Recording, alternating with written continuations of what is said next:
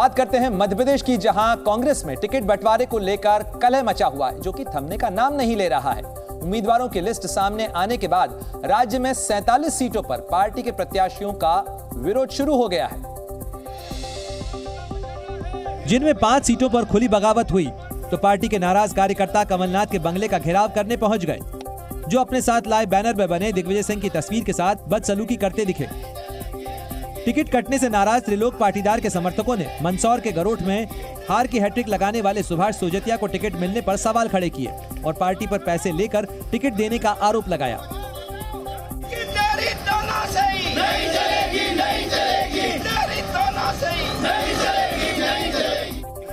विरोध करने वालों ने गरोठ, होशंगाबाद, शुजालपुर में उम्मीदवारों को बदलने की मांग की है। मध्य प्रदेश में कमलनाथ के घर के बाहर पार्टी के ही नाराज कार्यकर्ताओं का हुजूम खत्म होने का नाम नहीं ले रहा है। भले ही विरोध का तरीका अलग हो, लेकिन इसे जताने के लिए कांग्रेस के कार्यकर्ता कोई कोर कसर नहीं छोड़ रहे हैं। हुजूर विधानसभा क्षेत्र के कुछ ऐसे ही कांग्रेस कार्यकर्ताओं का हुजूम कमलनाथ के बंगले के बाहर पहुंचकर हनुमान चालीसा का पाठ करने लगा।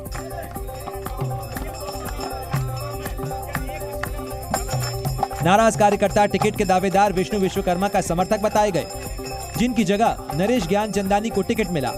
चूंकि कमलनाथ खुद को हनुमान भक्त बताते हैं, इसीलिए कार्यकर्ताओं ने विरोध का ऐसा तरीका निकाला। टिकट बंटवारे को लेकर विरोध की आवाजें लगातार ऊंची होती गईं, तो कांग्रेस के दिग्गज नेता इस मुद्दे पर बातचीत करने को मजबूर हुए। चूंकि विरोध करने वालों के निशाने पर वरिष्ठ नेता दिग्विजय सिंह रहे, इसीलिए उन्हें इस मुद्दे पर सफाई देने के लिए सामने भी आना पड़ा। और दिग्विजय सिंह जब मीडिया के सामने आए तो उन्होंने दावा किया कि इस बार उन्हीं को टिकट मिला है जिनका नाम जनता के बीच हुए सर्वे में सामने आया। 90% जो सीट तय की गई है वो सर्वे के आधार पर तय की गई है। हालांकि इसके बाद उन्होंने ये भी माना कि कुछ मामलों में चूक हुई। हाँ, इसमें अपवाद कुछ है। जो अपवाद हैं वो आउटस्टैंडिंग केसेस हैं। दिग्विजय सिंह ने कांग्रेस के सभी नेताओं कार्यकर्ताओं से एकजुट होकर चुनाव लड़ने की अपील की। मध्य प्रदेश में जैसे जैसे चुनाव की तारीख करीब आने लगी है, कांग्रेस ने बीजेपी पर हमला तेज कर दिया है। प्रदेश कांग्रेस अध्यक्ष कमलनाथ ने शिवराज सरकार पर पुलिस प्रशासन का बेजा इस्तेमाल करने का आरोप लगाया। ऐसा तब हुआ जब कमलनाथ 5 दिनों के दौरे पर छिंदवाड़ा पहुंचे और विमान से उतरने के बाद जैसे ही उनका सामना मीडिया से हुआ, उन्होंने बीजेपी पर लाडली बहना सम्मान योजना के बहाने पैसे बांटने का आरोप मढ़ दिया। ये तो कर रही है भारतीय जनता पार्टी की, उनके पास अब बचा क्या है? पुलिस, पैसा और प्रशासन। कमलनाथ ने एक सवाल के जवाब में मुख्यमंत्री पर चुनावी फायदे के लिए मुफ्त में अनाज बांटने का भी आरोप लगाया। मध्य प्रदेश में विधानसभा चुनाव के लिए कांग्रेस से टिकट नहीं मिलने के बाद पार्टी के कई नेताओं ने बगावत कर दी है। इन नेताओं ने कांग्रेस से इस्तीफा दे दिया है। और ग्वालियर में केंद्रीय मंत्री ज्योतिरादित्य सिंधिया की मौजूदगी में बीजेपी का दामन थाम लिया। अशोकनगर जिले से कांग्रेस के टिकट की दावेदारी करने वाली आशा दोहरे और 4 बार की पार्षद अनीता जैन समेत कई नेताओं को सिंधिया ने बीजेपी का पटका पहनाकर उन्हें पार्टी की सदस्यता दिलाई। आज वापस आए हैं भारतीय जनता पार्टी में, इनका हम स्वागत करते हैं। बीजेपी में शामिल होने वाले इन नेताओं ने मिलजुल कर पार्टी के लिए काम करने की बात कही। आज हम अपने सही रास्ते पर आ गए और अब जीवन भर मरते दम तक हम महाराज को और भाजपा को नहीं छोड़ेंगे। इन नेताओं के साथ कांग्रेस के कई कार्यकर्ता भी बीजेपी में शामिल हो गए। मध्य प्रदेश की ग्वालियर पूर्व विधानसभा सीट से टिकट नहीं मिलने से नाराज सिंधिया समर्थक मुन्नालाल गोयल के तेवर नरम पड़ गए हैं। इससे पहले बीजेपी नेता मुन्नालाल गोयल ने टिकट नहीं मिलने पर नाराजगी जताई और अपने समर्थकों के साथ सिंधिया के महल के बाहर धरना दिया। इस दौरान सैकड़ों की तादाद में उनके समर्थक महल के बाहर बैठे रहे, लेकिन केंद्रीय मंत्री ज्योतिरादित्य सिंधिया से मिलने के बाद मुन्नालाल गोयल ने अपनी नाराजगी को भुला दिया और बीजेपी उम्मीदवार को जिताने के लिए मिलजुल कर काम करने की बात कही। भारतीय जनता पार्टी जो उम्मीदवार तय किया है, हम सब कार्यकर्ताओं में अपील करता हूँ, हम सबको आने वाले दिनों में पूरी मेहनत के साथ भाई के साथ खड़ा होना है। हमें नाम नहीं देखना है, हमें कमल का फूल देखना है। बीजेपी ने ग्वालियर पूर्व विधानसभा सीट से टिकट के प्रबल दावेदार मुन्नालाल गोयल की जगह पूर्व मंत्री माया सिंह को उम्मीदवार बनाया है, जिससे मुन्नालाल गोयल के समर्थकों में भारी नाराजगी है। मध्य प्रदेश में विधानसभा चुनाव में टिकट बंटवारे को लेकर नाराजगी की तस्वीरें और तेवर केवल कांग्रेस के खेमे में ही नजर नहीं आ रहे हैं, बल्कि सीहोर के आष्टा विधानसभा क्षेत्र के बीजेपी कार्यकर्ताओं ने टिकट बंटवारे को लेकर गहरी नाराजगी जताई है। और एकजुट होकर प्रदर्शन किया। इस दौरान आष्टा विधानसभा क्षेत्र के बीजेपी के कई कार्यकर्ताओं ने सामूहिक रूप से इस्तीफा दे दिया। समस्त अनुसूचित जाति मोर्चा इस्तीफा दे रहा है, समस्त युवा मोर्चा इस्तीफा दे रहा है, समस्त किसान मोर्चा इस्तीफा दे रहा है। इस दौरान बीजेपी कार्यकर्ताओं ने विदिशा सांसद पर टिकट वितरण में लेन देन का आरोप भी लगाया।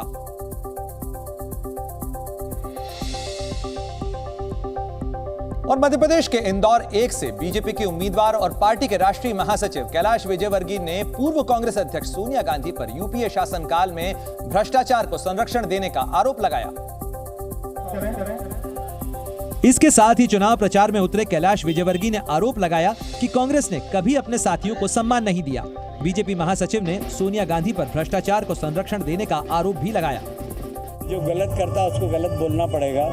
सोनिया जी ने जिस तरीके से यूपीए गवर्नमेंट में भ्रष्टाचार को संरक्षण दिया है तो उनके खिलाफ तो बोलना ही पड़ेगा।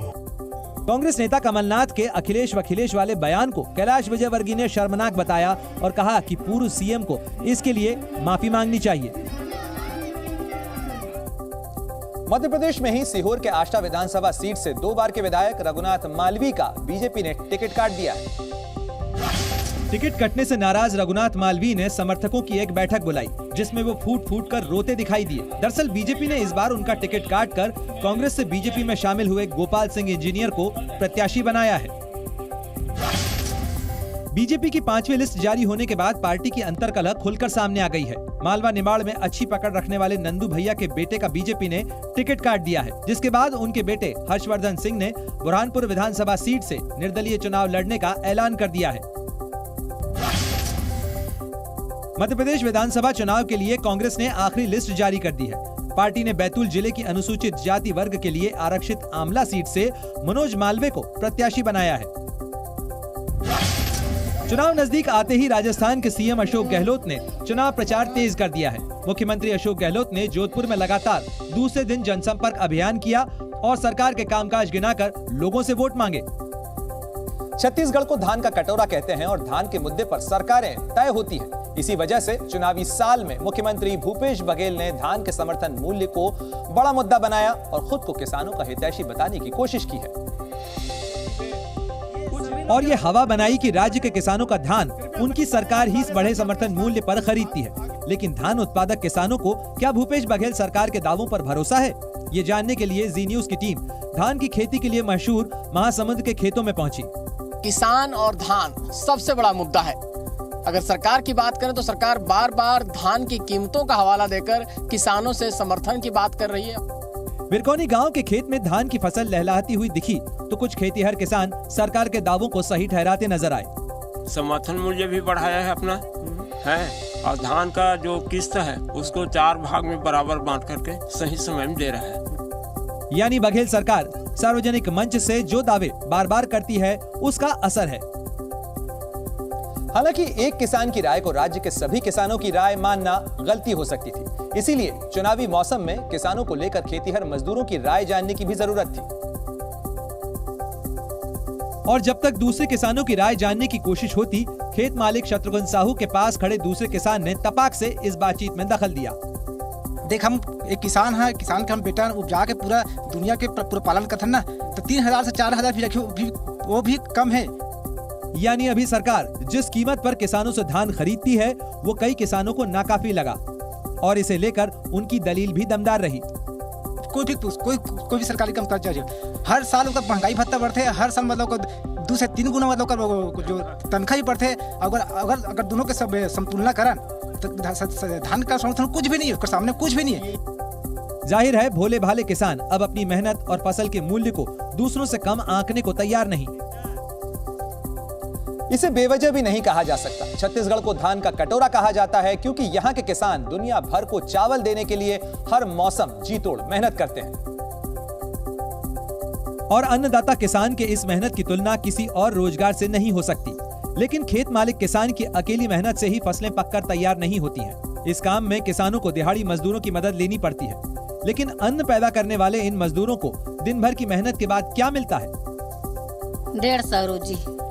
खेत में काम करने वाले मजदूरों में 99% महिलाएं होती हैं और धूप बारिश में दिन भर काम करने के बाद उनके हिस्से अगर 100-150 रुपए आए तो उनकी शिकायत की लिस्ट तो लंबी होगी ही।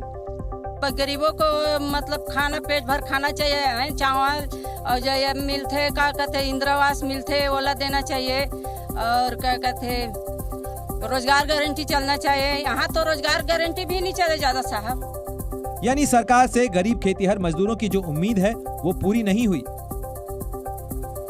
असल में गरीब किसान मजदूर खेती किसानी को केवल जीने का साधन मानने लगे, जो उनका पेट भरने में तो सक्षम है लेकिन परिवार चलाने और उसकी दूसरी जरूरतों को पूरा करने में नाकाम। इसीलिए सरकारों को लेकर उनका अपना नजरिया है। हालांकि ज्यादातर महिला मजदूर अपनी पसंद की सरकार के बारे में कुछ भी बताने से बचती रही। साहब उसने बता नहीं सका ना मना वही अच्छा है, सब अच्छा है हमारे पास। लेकिन कुछ किसान मजदूरों को अपनी राय खुलकर जताने में गुरेज नहीं। अपना जो कांग्रेस है तो कुछ नहीं किया है और बीजेपी था वही ठीक था। इस किसान ने दावा किया कि भूपेश सरकार धान का जो समर्थन मूल्य दे रही है वो केंद्र सरकार से मिलता है। दे रहा है कहाँ, वो तो केंद्र दे रहा है ना। इस बातचीत से ये तो साफ है कि खेत में काम करने वाले किसान सरकार से लेकर सियासत तक हो रही हलचल से अनजान नहीं। दरअसल ऐसा कहने की कुछ वजह है। धान के समर्थन मूल्य को लेकर छत्तीसगढ़ सरकार और केंद्र सरकार के दावों की हकीकत जानने पर सब कुछ साफ हो गया। छत्तीसगढ़ में धान खरीदी की विधिवत शुरुआत मध्य प्रदेश के अलग से अलग राज्य बनने में यानी 2001 में हुई।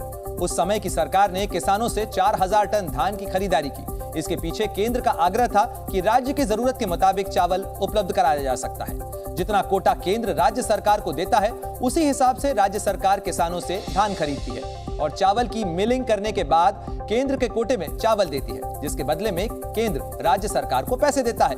हालांकि यह भी सच है कि इस पर मिलने वाले बोनस को केंद्र सरकार ने रोक दिया, जिसके बाद भूपेश बघेल सरकार ने राजीव गांधी किसान न्याय योजना से किसानों को बोनस देना शुरू किया। वैसे सच यही है कि धान खरीदी में बड़ा हिस्सा केंद्र का ही होता है, लेकिन यह भी सच है कि केंद्र के पास जो बजट आता है वो राज्यों के संसाधनों से ही आता है और इन्हीं पैसों को केंद्र सरकार उन राज्यों को देती है जो असल में जनता का ही पैसा है। फिलहाल छत्तीसगढ़ में धान का समर्थन मूल्य करीब 2640 रुपए प्रति क्विंटल है। छत्तीसगढ़ में 2018 में किसानों की कर्ज माफी और समर्थन मूल्य बढ़ाने के मुद्दे पर ही कांग्रेस को भारी बहुमत मिला था। चूंकि राज्य में करीब 22 लाख किसानों का सरकार बनाने और गिराने में अहम रोल है, इसीलिए भूपेश बघेल ने समर्थन मूल्य के साथ ही आजमाए गए नुस्खों पर भी वादा करना शुरू कर दिया। जैसे पिछले समय किसान बन के ऋण माफी कर रहे हैं, अब फिर से सरकार बनाओ, किसान बन के ऋण माफी होए। लेकिन दिहाड़ी मजदूरों को इससे कोई फायदा नहीं। विकलांग पति और विकलांग बच्चों को संभालने वाली नर्मदा अपना दुख बताते बताते रो पड़ी। आप भी घलो कैसे विकलांग हैं, पूछ सबके सामने बोला तो अब मैं दुख लकाला बताऊं भाई, मोर घर में ऐसे कैसे ढंग के मैं चला हाथ हूँ निस्तारित में जानूं। चूंकि बीजेपी की रमन सिंह सरकार ने गरीबों और किसानों को मुफ्त में 35 किलो चावल देकर मरहम लगाया था, इसीलिए वो 15 साल तक चावल बाबा बनकर राज कर सके। अब कांग्रेस समर्थन मूल्य की राजनीति से उसी राह पर चलने की कोशिश करती दिखी। छत्तीसगढ़ के मुख्यमंत्री भूपेश बघेल केवल धान के समर्थन मूल्य के भरोसे ही नहीं है। किसानों का दिल जीतने के लिए उन्होंने किसानों के कर्ज माफी करने का भी ऐलान कर दिया है। और भूपेश बघेल के इसी ऐलान ने बीजेपी को उन पर निशाना साधने का मौका दे दिया। 5 साल तो हुए हैं, 5 साल में फिर छत्तीसगढ़ का किसान कर्ज के बोझ से कैसे डूब गया। पूर्व मुख्यमंत्री रमन सिंह ने छत्तीसगढ़ सरकार की कर्ज नीति पर भी सवाल खड़े किए। इसका मतलब यह है कि सरकार की नीति ही गलत है, कर्ज नीति ही गलत है। सिर्फ और सिर्फ सहकारी बैंक के कर्ज माफ करके वही लेने वाले आज लाखों किसान कर्ज के बोझ में डूबे हैं। रमन सिंह ने बघेल सरकार के दावों को खोखला बताया और इसे किसानों को भरमाने की कोशिश करार दिया। मध्य प्रदेश सरकार के ने छतरपुर डिप्टी कलेक्टर निशा बांगरे का इस्तीफा मंजूर कर लिया है। निशा बांगरे ने चुनाव लड़ने के लिए इस्तीफा दिया था, लेकिन शासन ने इसे मंजूर नहीं किया था। हाईकोर्ट की सख्ती के बाद आखिरकार शासन ने उनका इस्तीफा मंजूर कर लिया है। इस्तीफा मंजूर किए जाने के बाद भी निशा बांगरे की मुश्किलें कम होती दिखाई नहीं दे रही हैं, क्योंकि निशा बांगरे बैतूल जिले की जिस अमला सीट से चुनाव लड़ना चाहती हैं, वहां कांग्रेस ने देर रात अपना प्रत्याशी घोषित कर दिया है। हालांकि खबर है कि कांग्रेस अपना प्रत्याशी बदल सकती है। छत्तीसगढ़ में किसान कर्ज माफी को लेकर सियासत शुरू हो गई है। छत्तीसगढ़ के पूर्व मुख्यमंत्री रमन सिंह ने मुख्यमंत्री भूपेश बघेल पर निशाना साधा और किसानों से वादा खिलाफी का आरोप लगाया है। सभी किसानों के कर्जे माफ करने का वादा करने के बाद सत्ता में आई थी, जनता के किसानों के आंख में धूल झोंककर। राजस्थान कांग्रेस ने अपने पुराने नेताओं पर एक बार फिर भरोसा जताया है। राजस्थान में कांग्रेस ने 70 साल से ज्यादा उम्र वाले 13 नेताओं को टिकट दिया है। 73 साल के सीपी जोशी सबसे उम्र दराज प्रत्याशी हैं, जबकि सीएम अशोक गहलोत भी 72 साल के हैं। राजस्थान में राजनीतिक पार्टियां जोर शोर से चुनाव प्रचार में लग गई हैं। राज्य का श्रीगंगानगर विधानसभा ही हॉटस्पॉट बना हुआ है और माना जा रहा है कि जिले के 6 विधानसभा सीटें जो इसमें आती हैं, उसमें पिछले चुनाव में 3 पर बीजेपी ने तो 2 पर कांग्रेस ने कब्जा किया था। जबकि श्रीगंगानगर सीट पर पिछले विधानसभा चुनाव में निर्दलीय प्रत्याशी राजकुमार गौड़ को जीत मिली थी। हालांकि बाद में वो कांग्रेस में शामिल हो गए। पिछले 2 विधानसभा चुनाव में इस सीट पर बीजेपी और कांग्रेस पार्टी को जीत नहीं मिली। ऐसे में सवाल है कि क्या इस बार श्रीगंगानगर सीट पर बीजेपी और कांग्रेस का सूखा खत्म होगा?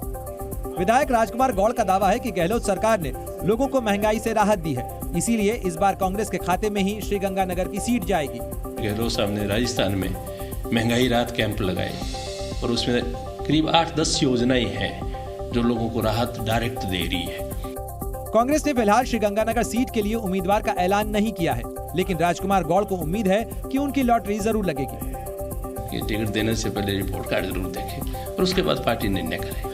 हालांकि एक कहावत श्रीगंगानगर विधानसभा सीट के साथ जुड़ी है और वो ये कि जिस पार्टी की सरकार राज्य में होती है उसका उम्मीदवार कभी भी वहां से नहीं जीतता है।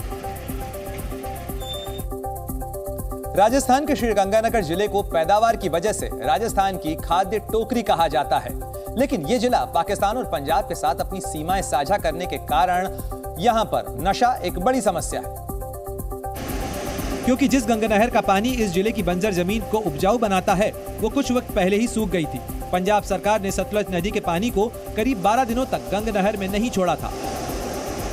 लगभग 3 लाख स्क्वायर हेक्टेयर का क्षेत्रफल ऐसा है जिससे इस पानी के जरिए सिंचाई की जाती है, खेती की जाती है। ऐसे में पानी को बार बार रोके जाने का मामला इस बार चुनाव में बड़ा मुद्दा बनने जा रहा है। इसके साथ ही पाकिस्तान से लगती सीमा होने की वजह से इस इलाके में सबसे बड़ी चुनौती है ड्रग्स का कारोबार और उससे बुरी तरह प्रभावित होने वाले युवा। यहाँ का जो युवा है खास तौर पे वो इस नशे के कारोबार की चपेट में आता जा रहा है और चूंकि चुनाव और ऐसा नहीं है, ये एक सामाजिक समस्या है ही, इसके साथ साथ में ये इसका एक पॉलिटिकल कनेक्ट निकल कर आता है। यही वजह है कि नशाखोरी और ड्रग्स माफिया के खिलाफ एक्शन का वादा यहाँ चुनाव के अहम मुद्दों में शामिल है। राजस्थान में बीजेपी भी नशे के कारोबार को श्रीगंगानगर के चुनाव में बड़ा मुद्दा बनाने जा रही है। कांग्रेस ने श्रीगंगानगर से भले ही उम्मीदवार का ऐलान कर दिया हो, लेकिन बीजेपी ने श्रीगंगानगर से जयदीप बिहाणी को अपना उम्मीदवार बनाया है। जिनका दावा है कि गहलोत सरकार की प्रशासनिक नाकामियों की वजह से ही श्रीगंगानगर में नशे का कारोबार फल फूल रहा है।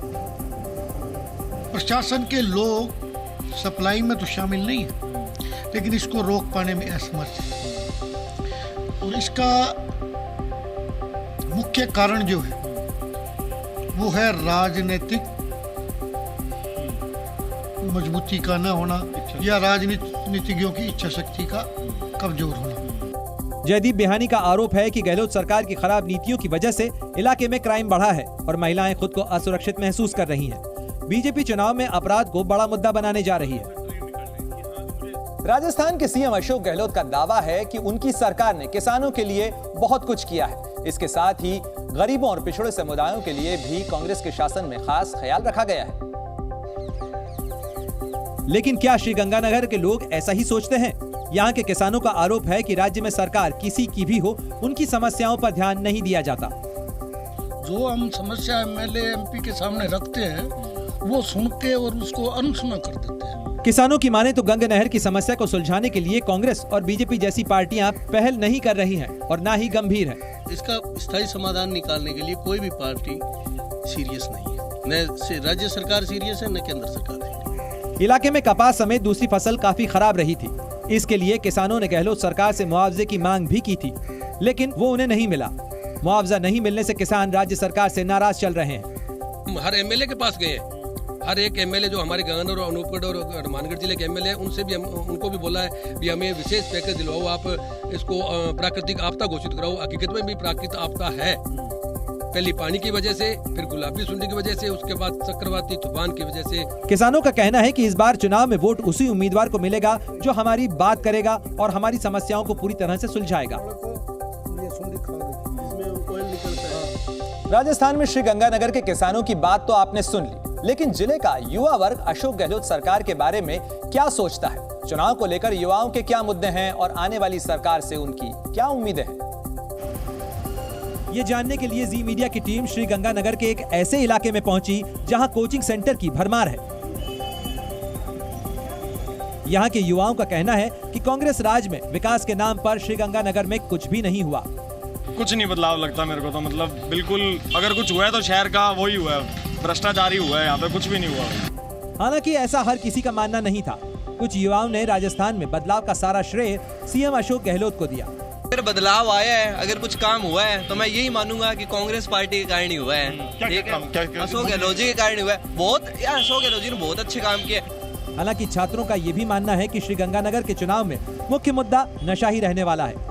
सरकारें क्या करेंगी, सरकारों का खुद का धंधा बंद हो जाएगा अगर नशा बंद हो जाएगा तो। लेकिन श्रीगंगानगर के छात्रों ने ये बात कबूल की कि बढ़ता क्राइम एक बड़ी समस्या है। समस्याएं बहुत हैं, चाहे इंफ्रास्ट्रक्चर को लेकर हो, चाहे रोजगार को लेकर हो।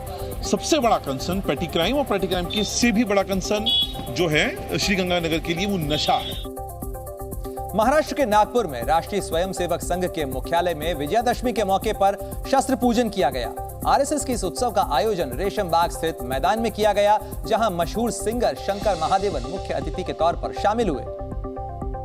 और कार्यक्रम के दौरान आरएसएस प्रमुख मोहन भागवत ने विधि विधान के साथ शस्त्र पूजा की। विजयादशमी उत्सव पर आरएसएस के कार्यकर्ताओं ने मार्च भी निकाला, जिसमें कुछ कार्यकर्ता बैंड बाजे के साथ चलते नजर आए, जबकि सैकड़ों कार्यकर्ता हाथों में लाठी लिए हुए दिखाई दिए।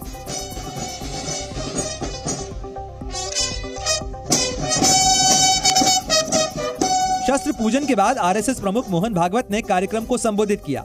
इस दौरान उन्होंने इजराइल हमास जंग को लेकर कहा कि स्वार्थों के टकराव की वजह से युद्ध हो रहा है और ये रुकने वाला नहीं है। कट्टरपन भी रहता है, उसको चलते एक उन्माद पैदा हो जाता है, अहंकार पैदा हो जाता है, उसके संघर्ष चल रहे, स्वार्थों के टकराव और अतिवादिता के कारण युद्ध चलते हैं। स्वागत प्रणाम। वहीं मोहन भागवत ने यह भी कहा कि दुनिया को भारत से बहुत उम्मीदें हैं और हर कोई भारत की तरफ आशा भरी निगाहों से देख रहा है। नागपुर के आरएसएस मुख्यालय में विजयादशमी के मौके पर आयोजित कार्यक्रम के दौरान मोहन भागवत ने चुनाव का भी जिक्र किया और लोगों से सोच समझकर मतदान करने की अपील की। साथ ही उन्होंने लोगों को आगाह किया कि वो किसी के भी बहकावे में न आए। आरएसएस प्रमुख मोहन भागवत ने कहा कि भड़काऊ बातों में आकर मतदान न करें, बल्कि देश की एकता, पहचान और विकास को ध्यान में रखते हुए मतदान करें। उकसावे में भड़काऊ बातों से भड़ककर उकसावे में आकर नहीं करना है। ठंडे दिमाग से सोचिए कौन अच्छा है, किसने अच्छा काम किया है। सबका अनुभव अब भारत की जनता के पास है। इतना ही नहीं, मोहन भागवत ने कहा कि कुछ लोग हैं जो नहीं चाहते हैं कि भारत खड़ा हो, इसीलिए वो टकराव पैदा करने की कोशिश करते हैं और इससे कलह होता है। उन्होंने ऐसे लोगों से बचने की भी नसीहत दी। हमास ने अपने कब्जे में 2 और बंधकों को रिहा कर दिया। दोनों बंधक इजरायली नागरिक हैं और इस बार भी दोनों रिहा बंधक महिलाएं हैं। और हमास का कहना है कि उनकी खराब सेहत को देखते हुए उन्हें मानवीय आधार पर रिहा कर दिया गया है। रिहा की गई दोनों बुजुर्ग महिलाओं के नाम 85 साल की योचेबेद लिफ्शिट्ज और 79 साल की नूरित कूपर है। दोनों को गाजा बॉर्डर के पास किबुत्ज नीर ओज से अगवा किया गया था। हमास के 2 हथियारबंद सदस्य इन्हें लेकर आए थे। उन्होंने महिलाओं को पहले बिठाकर बात की, फिर खाने के लिए बिस्किट और कुछ पीने के लिए दिया। इसके बाद दोनों महिलाओं को रेड क्रॉस के सदस्यों को सौंप दिया गया। दोनों महिलाओं में से एक ने जाते वक्त उनसे हाथ भी मिलाया और सलाम भी कहा।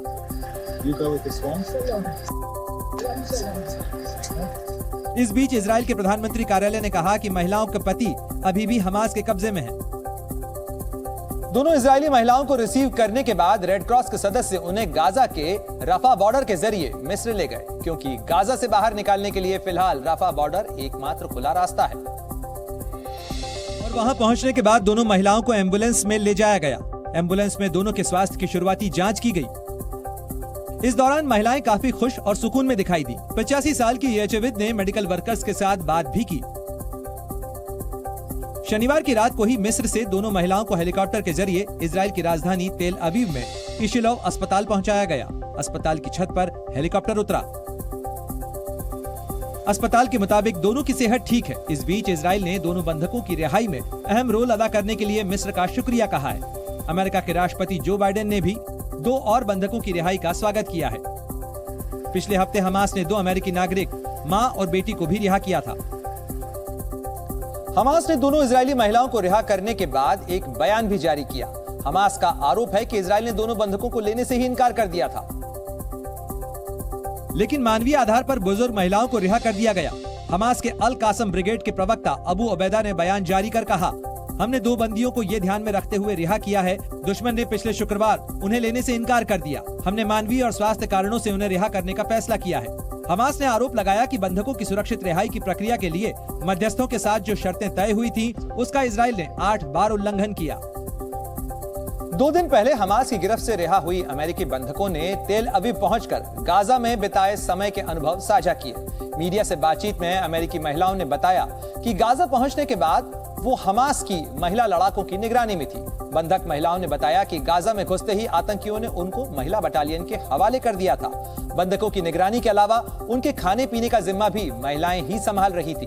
बंधकों ने बताया कि गाजा में उनसे हमास की कुछ महिला इंटेलिजेंस अफसरों ने पूछताछ भी की थी।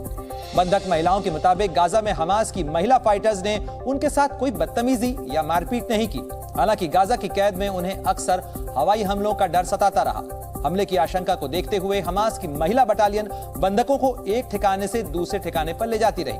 बंधक महिलाओं ने बताया कि पहले तो 70 महिला बंधकों को एक साथ रखा गया था, लेकिन जब हवाई हमले तेज हो गए तो बंधकों को छोटे छोटे ग्रुप्स में बांटकर अलग अलग जगहों पर रखा गया और जिस ग्रुप में रिहा हुई महिलाएं थीं, उस ग्रुप में सिर्फ 4 महिलाओं को ही कैद करके रखा गया था।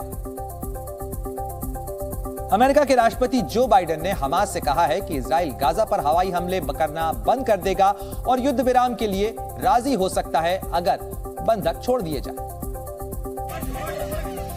लेकिन शर्त यह है कि पहले हमास अपने पास मौजूद सभी बंधकों को रिहा कर दे। ये बात बाइडेन ने व्हाइट हाउस में मीडिया से बातचीत में कही।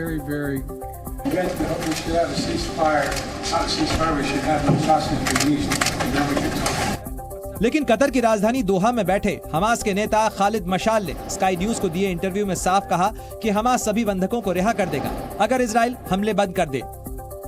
إذا كان نتنياهو حريص على هؤلاء، إذا كان الأمريكان والأوروبيون حريصين فليجبروا إسرائيل أن توقف عدوانها، قتلها، هذه الإبادة الجماعية، هذه الجرائم الوحشية، جرائم الحرب اللي ترتكب كل يوم. انظر أمس 400 ضحية، 400 شهيد في ليلة واحدة يا دومينيك. वहीं अमेरिकी अखबार द वॉल स्ट्रीट जर्नल की रिपोर्ट के मुताबिक 50 विदेशी बंधकों की रिहाई के लिए बातचीत नाकाम हो गई है, क्योंकि हमास ने गाजा में ईंधन सप्लाई की मांग की है। אנחנו מנהלים מאמצים אזרחיים, מבצעיים, מודיעיניים מסביב לשעון. לנגד עינינו רק דבר אחד, התמונות, הפנים. हमास ने कबूल किया है कि उसके पास अलग अलग जगहों पर 222 बंधक मौजूद हैं। हमास का दावा है कि उसमें से 22 बंधक इजरायली बमबारी में मारे जा चुके हैं। फ्रांस के राष्ट्रपति इमैनुअल मैक्रों आज इजराइल पहुंचे और प्रधानमंत्री बेंजामिन नेतन्याहू से मुलाकात की। उससे पहले मैक्रों फ्रांस की नागरिकता रखने वाले उन इजरायली परिवारों से भी मिले जो हमास के हमले में मारे गए।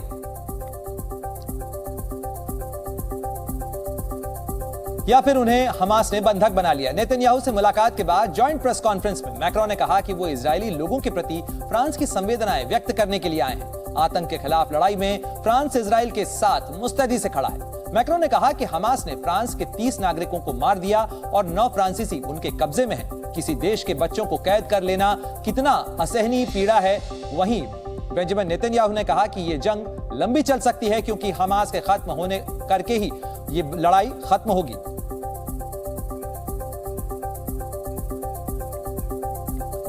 इजराइल और हमास के बीच जारी युद्ध के बीच चीन के रवैये में बड़ा बदलाव आया है। चीन के विदेश मंत्री वांग यी ने सोमवार को इजराइल के विदेश मंत्री एली कोहेन से फोन पर बात की और इस बातचीत के बाद चीन ने युद्ध पर अपने पुराने रुख को पलटते हुए कहा कि इजराइल को आतंकी हमले से अपनी रक्षा करने का पूरा अधिकार है। चीन ने कहा कि अपने नागरिकों की रक्षा के लिए इजराइल को हर जरूरी कदम उठाने का अधिकार है। हालांकि चीन ने यह भी दोहराया कि इजराइल को अंतर्राष्ट्रीय कानून का पालन करना होगा। इससे पहले चीन ने कहा था कि इजराइल गाजा पर जिस तरह से हमले कर रहा है वो आत्मरक्षा नहीं है बल्कि उससे कहीं ज्यादा है। चीन के विदेश मंत्री ने फिलिस्तीन के विदेश मंत्री से भी फोन पर बात की और गाजा के लोगों के प्रति गहरी सहानुभूति जताई। कुछ दिन पहले चीन ने इजराइल और हमास के युद्ध विराम की अपील करते हुए अरब देशों के साथ मिलकर सुलह प्रक्रिया तेज करने की पेशकश भी की थी। गाजा पर इजराइल के हवाई हमले लगातार जारी हैं। गाजा के स्वास्थ्य विभाग के मुताबिक गाजा में अब तक 5000 से ज्यादा लोग मारे जा चुके हैं। सोमवार को इजराइल ने गाजा में हमास के 400 ठिकानों को निशाना बनाया और इन हमलों में हमास के कई फील्ड कमांडर्स और लड़ाके मारे गए। इजरायली सेना ने हमलों के वीडियो भी जारी किए। इजरायली सेना के मुताबिक उनके लड़ाकू विमानों ने हमास के दर्जनों ठिकानों पर बम बरसाए। इसमें हमास की एक सुरंग भी है जिसके जरिए उनकी पहुंच समंदर तक थी। इस सुरंग को तबाह कर दिया गया है। इजरायली हमले में हमास के नुसरियत बटालियन, शती बटालियन और अल फुकरान बटालियन के डिप्टी कमांडर मारे गए। सोमवार को गाजा के स्वास्थ्य विभाग ने बताया कि 24 घंटे में 436 लोग मारे गए हैं। गाजा प्रशासन का कहना है कि ज्यादातर हमले रिहायशी इलाकों में हो रहे हैं। इजराइल के हवाई हमलों में पूरा बाजार खंडहर में तब्दील हो गया। गाजा के डेर अल बलाह इलाके में इजरायली विमानों ने भारी बमबारी की। बमबारी के बाद बिल्डिंग मलबे में तब्दील हो गई। दर्जनों लोग बिल्डिंग में दब गए। आसपास के लोगों ने एक लड़के को जिंदा मलबे से बाहर निकाला।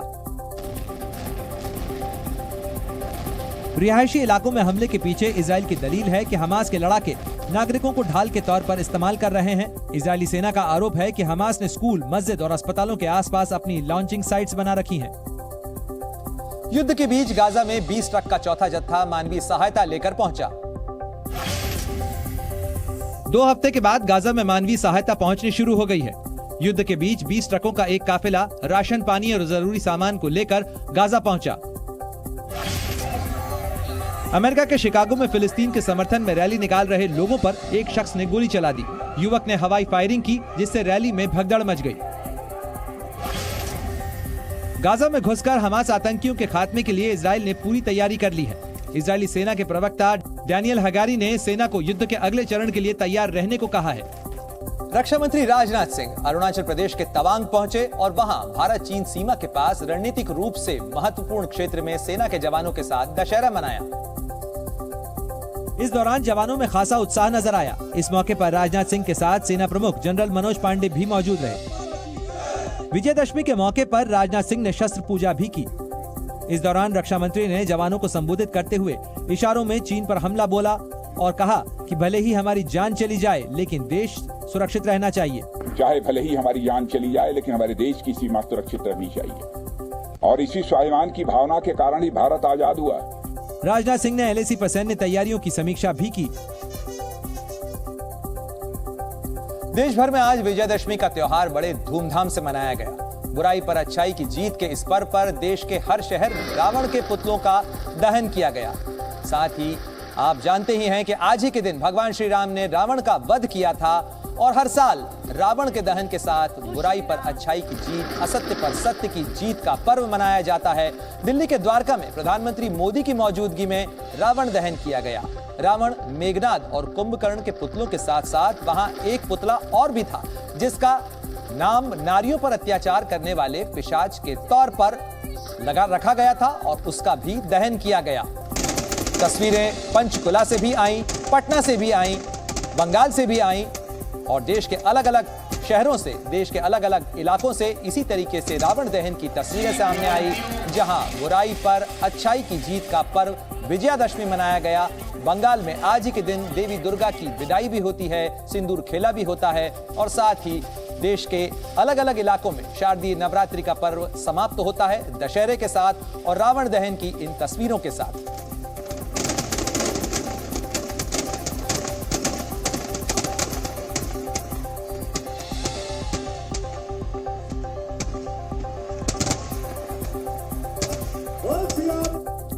और शारदीय नवरात्रि के 9 दिन के उत्सव के बाद आज मां दुर्गा की विदाई दी गई। देश भर में मां दुर्गा के पंडालों में सिंदूर खेला यानी सिंदूर खेला का आयोजन किया गया। मां दुर्गा को विदाई देने से पहले विधि विधान से पूजा अर्चना की गई, जिसके बाद सुहागन महिलाओं ने एक दूसरे को सिंदूर लगाया और धुनुची नृत्य का जश्न मनाया। दुर्गा पूजा के उत्सव में सिंदूर खेला की परंपरा बंगाल में प्रचलित है, जिसे सौभाग्य का प्रतीक माना जाता है। कोलकाता के दुर्गा पूजा पंडालों में सिंदूर खेला का जैसी रौनक थी, वैसी ही दिल्ली से लेकर मुंबई तक भी नजर आई।